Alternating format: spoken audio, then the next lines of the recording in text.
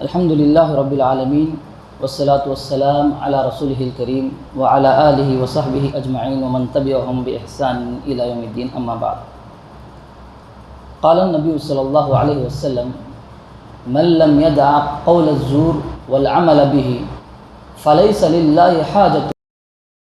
محترم سامعین، الحمدللہ رمضان کا جو مہینہ چل رہا ہے، اس بابرکت مہینے میں ہم لوگ روزہ بھی رہ رہے ہیں، راتوں میں تراویح بھی پڑھ رہے ہیں، درسوں میں شامل بھی ہو رہے ہیں، لیکن یہاں پر ہم جو نیک کام کر رہے ہیں، ان نیک کاموں کے اندر کچھ ایسی چیزیں ہیں جو ان نیک کاموں میں، جن کو ہم کہہ سکتے ہیں کچھ ایسے چور ہیں جو ہمارے نیکیوں کو چوری کر کے لے جاتے ہیں اور ہمیں پتہ بھی نہیں چلتا۔ ان چیزوں سے پرہیز کرنا روزے کی حالت میں اور نیکیوں کو کرنے کے بعد ان چیزوں سے دور رہنا، یہ ہم پر واجب ہے۔ جیسے بہت ساری چیزیں ہیں، جن میں سے کچھ چیزیں میں آپ لوگوں کے سامنے پیش کروں گا۔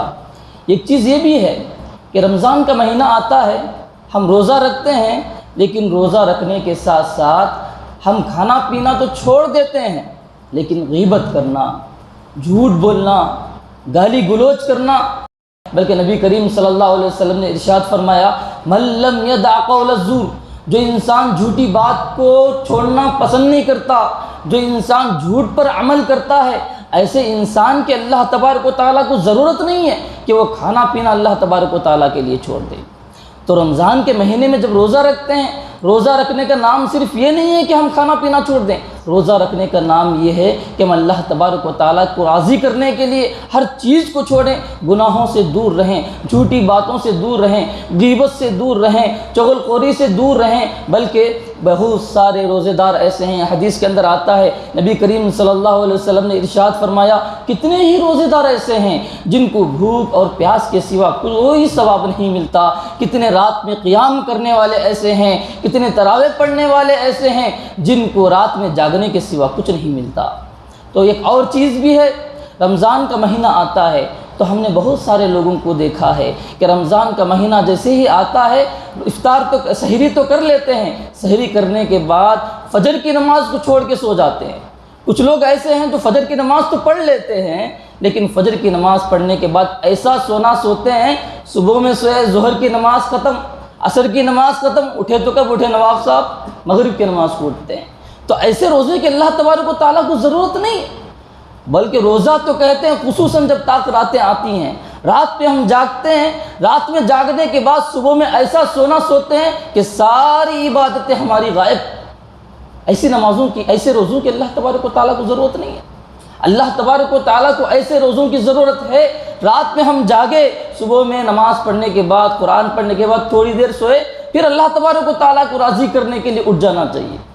جس طرح یہ بابرکت راتیں ہوتی ہیں، لیلۃ القدر کو تلاش جو ہم کرتے ہیں، راتوں کی طرح یہ رمضان کے دن بھی ہیں، یہ بابرکت لمحات ہیں، جہاں تک ہو سکے ان لمحات میں اللہ تبارک و تعالیٰ کو راضی کرنے کی کوشش کریں۔ ایک اور چیز ہے جو ہم نے رمضان کے مہینے میں دیکھا ہے کہ رمضان کا مہینہ جب آتا ہے تو بہت سارے لوگ رمضان کے مہینے میں باقاعدہ شاپنگ کرنے کا سوچتے ہیں کہ ہم لوگ جائیں گے، شاپنگ کریں گے، خرید و فروخت کریں گے۔ یہ رمضان کا مہینے کے اندر یہ کیا شاپنگ کا ذوق چڑھ بیٹھا ہے لوگوں کے اندر۔ بلکہ افسوس تو یہ ہوتا ہے ہمیں کہ بہت سارے لوگ خرید و فروخت کی غرض سے روزہ رکھنا چھوڑ دیتے ہیں۔ یہ کہتے ہیں کہ شاپنگ کرنا ہے، دن بھر صبح سے شام تک ہمیں خرید و فروخت کرنی ہے، روزہ دوسرے دن میں رکھ لیں گے، ہم آج شاپنگ کرنے کے لیے چلتے ہیں۔ ونعوذ باللہ من ذالک، کیسی چیز ہے یہ؟ روزے کی حالت میں ہم کو شاپنگ نہیں کر سکتے، پہلے کر لینا چاہیے۔ رمضان میں کہنے کے لیے آپ کو یہ شوق کس نے دیا؟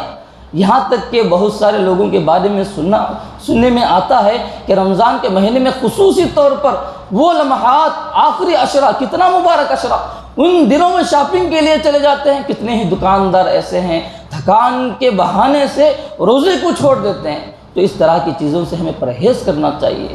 ایک اور چیز ہمیں خصوصاً گھروں میں رہنے والی عورتوں کے اندر یہ چیز ہمیں دیکھنے کو ملتی ہے کہ روزہ تو ہم نے سحری تو کر لی، افطار کی تیاری کے لیے ایسے ایسے آئٹم بنانے کے لیے بولتے ہیں کہ وہ نماز چھوڑ دینا، عصر کی نماز، پکانے کے لیے لگ جاتی ہیں عورتیں، اتنا پکوان پکوانے کے لیے بولتے ہیں، اتنا پکوان وہ دن بھر پکاتے پکاتے تھک جاتی ہیں۔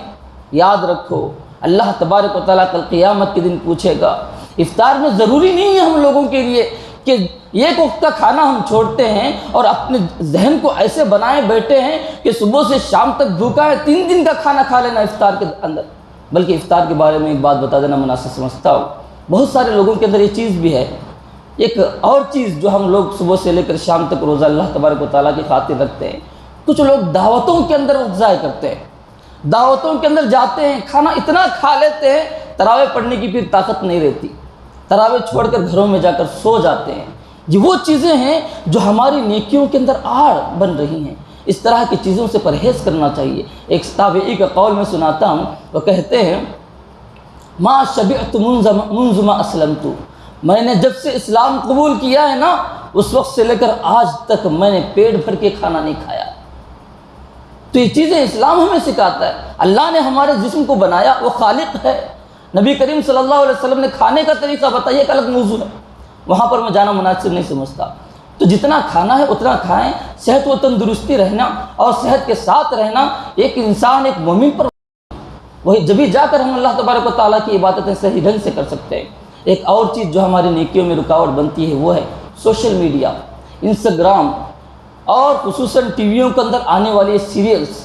یہ وہ چیزیں ہیں، بہت سارے لوگ گھروں میں رہنے والی عورتیں سیریلوں میں، یہاں پر بہت سارے نوجوان، یہاں تک کہ بڑا ہی افسوس ہوتا ہے۔ پچھلے سال کی بات ہے، رمضان کا مہینہ آیا، ہمارے پڑوسی ملک نے ایک ایسا سیریل شیئر کیا کہ لوگ آ کر فتوے پوچھنے لگے، مول صاحب کیا یہ ارطغرل الغازی ایک سیریل ہے، دیکھ سکتے ہیں کیا؟ ونعوذ باللہ من ذالک۔ آپ اتنے لوگ یہاں پر بیٹھے ہوئے، کیا آپ نے کبھی سیریل دیکھ کر دین کو سیکھا ہے؟ کیا آپ نے کبھی سیریل دیکھ کے اللہ تبارک و تعالیٰ کی شریعت کو جاننے کی کوشش کی ہے؟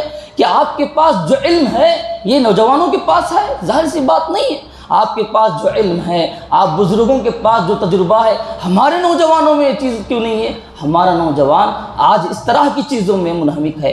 آج ہمارا نوجوان سوشل میڈیا کے اندر منہمک ہے، دن بھر اس کے سوشل میڈیا کی مصروفیات میں وہ لگا رہتا ہے۔ تو روزے کی حالت میں ان چیزوں سے ہمیں دور رہنا چاہیے۔ ایک اہم چیز، ایک آخری اور اہم چیز میں بتا کر اپنی بات کو ختم کر دینا مناسب سمجھتا ہوں۔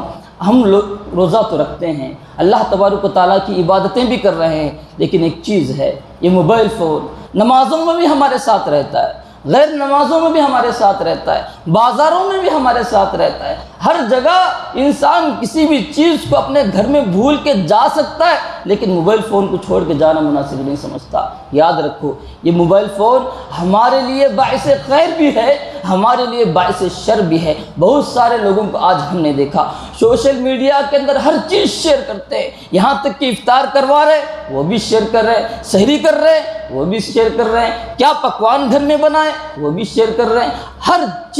ہر چیز لوگوں کو بتانے کے لیے لگے ہوئے ہیں۔ یہاں تک کہ یاد رکھو، یہ مجھے سمجھ میں نہیں آتا، یہ جو نیک کام کر رہے ہیں لوگ، یہ اللہ کو راضی کرنے کے لیے کر رہے ہیں یا اپنے دوستوں کو دکھانے کے لیے کر رہے ہیں؟ اللہ تبارک و تعالیٰ کی حدیث سن لیجئے۔ نبی کریم صلی اللہ علیہ وسلم نے ارشاد فرمایا، حدیث قدسی ہے، انا اغنی الشرکاء عن الشرک، میں شرک کرنے والوں کی شرک سے بے نیاز ہوں۔